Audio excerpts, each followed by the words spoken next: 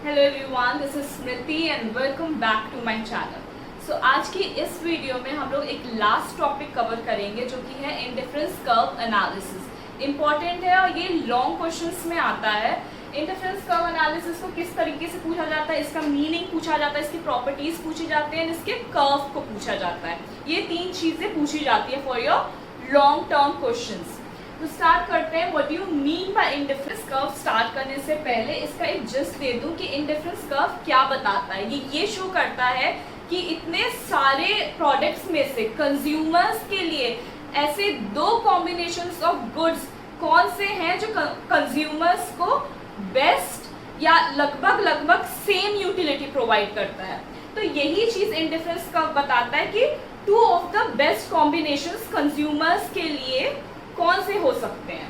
ठीक है, स्टार्ट करते हैं। Modern demand theory uses an analytical approach called indifference curve analysis. Modern demand theory जो है एनालिटिकल अप्रोच को प्रेफरेंस देते हैं, जिसको क्या बोला गया है, इंडिफरेंस कर्व एनालिसिस।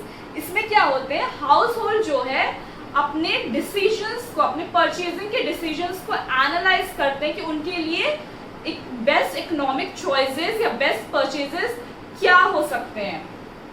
ये किसने डेवलप किया था? Developed by J.R. Hicks and R.J.D. Allen. Now इससे पहले इस थ्योरी को, इंडिफरेंस कर्व की थ्योरी को जो लाए थे, ओरिजिनली जो फॉर्मुलेट किए थे, उनका नाम क्या था? पैरेटो। पैरेटो जो इकोनॉमिस्ट थे, he was an Italian economist जो ओरिजिनली इंडिफरेंस कर्व की थ्योरी को फॉर्मुलेट किया था। बट इसको फुल्ली डेवलप जिन्होंने किया उनका नाम है क्या? Sir John Richard Hicks and R.J.D. Sir Roy George Douglas Elon.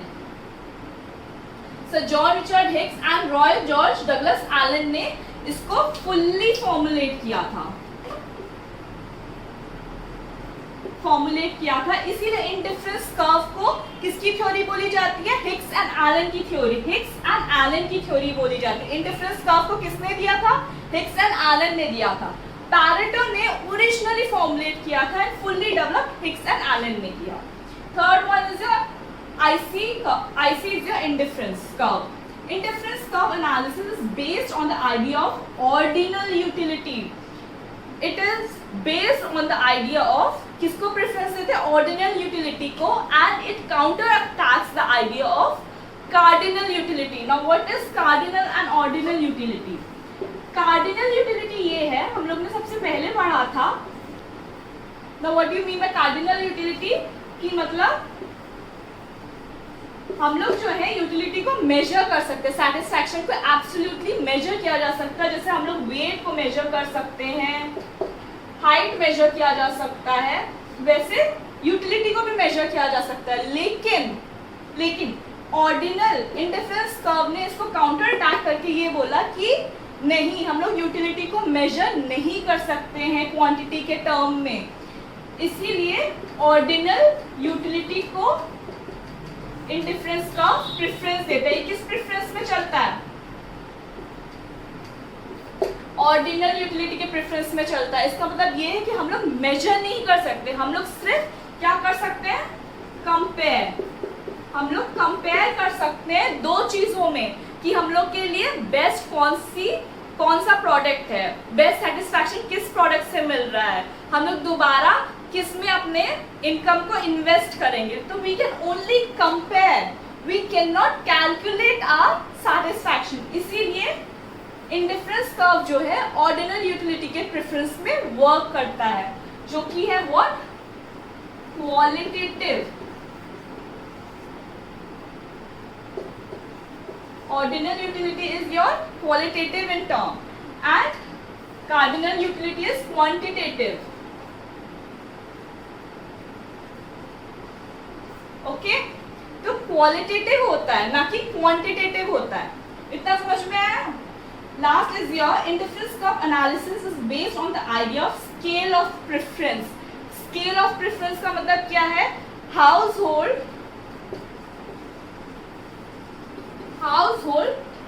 ऐसे best combination, two of the best combination of products को चूज करता है, प्रेफरेंस देता है, जो उनको लगभग सेम यूटिलिटी प्रोवाइड करे या बेस्ट यूटिलिटी प्रोवाइड करे, इसीलिए इसको स्केल ऑफ प्रेफरेंस बोला गया है।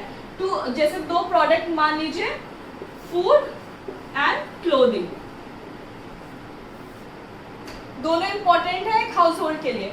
फूड भी उतनी ही यूटिलिटी दे रहा है, लगभग मोर एंड लेस उतनी ही यूटिलिटी दे रहा है जितनी क्लोथिंग दे रहा है। अब कितना मोर कितना लेस उसकी जरूरत नहीं है, आप कंपेयर कर सकते हो। तो फूड भी इंपॉर्टेंट है, क्लोथिंग भी इंपॉर्टेंट है, बेस्ट कॉम्बिनेशन हाउस होल्ड के लिए बन रहा है। स्केल ऑफ प्रेफरेंस इसी को बोला गया। समझ में आया? अब स्टार्ट करते, कंटिन्यू करते हम लोग इंडिफरेंस कर्व के साथ, ग्राफिकल रिप्रेजेंटेशन के साथ कंटिन्यू करते हैं अपने इंडिफरेंस शेड्यूल और इंडिफरेंस कर्व के साथ। Indifference schedule is your tabular form of representation and indifference curve is your graphical representation. Diagram के फॉर्म में जो रिप्रेजेंटेशन है उसको कर्व कहा गया है, टेबल के फॉर्म में जो रिप्रेजेंटेशन है उसको शेड्यूल बोला गया है। इस शेड्यूल में अब क्या है, इसमें दो कमोडिटीज के कुछ कॉम्बिनेशंस लिए गए हैं। दो कमोडिटीज हमारे क्या क्या थे, एक था food, second was or clothing. तो ये दो कमोडिटीज के कुछ कॉम्बिनेशंस लिए गए हैं और ये दिखाया गया है कि कंज्यूमर्स इन दो कमोडिटीज के कॉम्बिनेशन को इस हिसाब से कंज्यूम करते हैं कि it provides them same level of satisfaction, same level of utility provide करते हैं। तो चार कॉम्बिनेशंस लिए गए हैं। चार कॉम्बिनेशंस में क्या है, ए के कॉम्बिनेशन में 1 unit of food and 10 unit of clothing ली गई है जो कंज्यूमर्स कंज्यूम कर रहे हैं। बी के कॉम्बिनेशन में 2 units of food and 7 units of clothing ली गई है। ठीक है, अब कंज्यूमर इस हिसाब से कंज्यूम कर रहे हैं कि अगर उनको फूड को 1 यूनिट से बढ़ाना है, अपना कंजम्पशन फूड का 1 यूनिट से बढ़ाना है, तो सर्टेन यूनिट ऑफ क्लोथिंग को सैक्रिफाइस करना पड़ेगा। पर इस हिसाब से सैक्रिफाइस करना पड़ेगा कि उनके जो सैटिस्फैक्शन का लेवल है वो सेम रहे, इक्वल रहे। उसकी सैटिस्फैक्शन के लेवल में कोई भी अप एंड डाउन नहीं होना है after even sacrificing certain amount of your clothing. समझ में आया? तो 1 यूनिट ऑफ फूड को कंज्यूम करने के लिए, 1 यूनिट ज्यादा कंज्यूम करने के लिए कंज्यूमर कुछ यूनिट ऑफ क्लोथिंग को सैक्रिफाइस कर रहे हैं और ये सैक्रिफाइस ऐसा होगा कि कंज्यूमर के सैटिस्फैक्शन के लेवल में कोई भी अप एंड डाउन नहीं आएगा, वो इक्वल रहेगा। ठीक है, इस हिसाब से सैटिस्फैक्शन का लेवल रहेगा, इस हिसाब से सैक्रिफाइस करने का लेवल रहेगा कि सैटिस्फैक्शन तब भी इक्वल अमाउंट में ही कंज्यूमर्स को मिले। समझ में आया?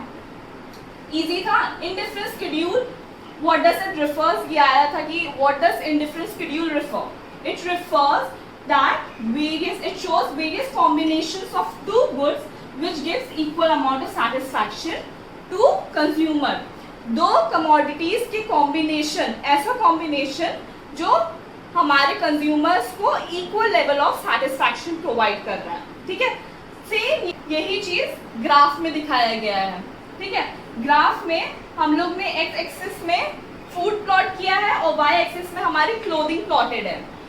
ये जो पॉइंट्स है, दीज आर द लोकस, और इन सारे को ज्वाइन करने के बाद we are getting a curve known as indifference curve. ये सारे point A B C D, ये कॉम्बिनेशन ऑफ 2 कमोडिटीज शो कर रहे हैं। ये जो कमोडिटी है फूड एंड क्लोथिंग के कॉम्बिनेशंस ये A B C D point show कर रहे हैं and when we are joining this locus we are getting a curve known as indifference curve. क्या बता रहा है? IC is your indifference curve. And indifference curve shows the various combination of 2 commodities which gives equal satisfaction to the consumer. IC curve यही show कर रहा है कि different points में डिफरेंट कॉम्बिनेशंस को रिप्रेजेंट किया है। A is one combination, B is another combination, C point is another combination and D is the other combination of 2 product. तो यही चीज प्लॉट किया गया है, अलग अलग कॉम्बिनेशंस प्लॉट किए गए हैं कर्व में। तो यही 2 commodities which gives equal satisfaction to the consumer। और ये जो 2 commodities के combination है, these are providing same level of satisfaction to the consumer। इसका मतलब ये है कि दोनों commodities equally important है consumers के लिए। It is the locus of points and each point representing different combinations of two goods yielding same level of satisfaction. These are the locus of point जिसको join किया गया है और हर एक point क्या दिखा रहा है, different combinations of to commodities show कर रहे हैं, अलग अलग कॉम्बिनेशंस शो कर रहे हैं क्लोथिंग और फूड का, ठीक है। और these are providing equal level of satisfaction to the consumer, मतलब इक्वली दे आर इम्पोर्टेंट।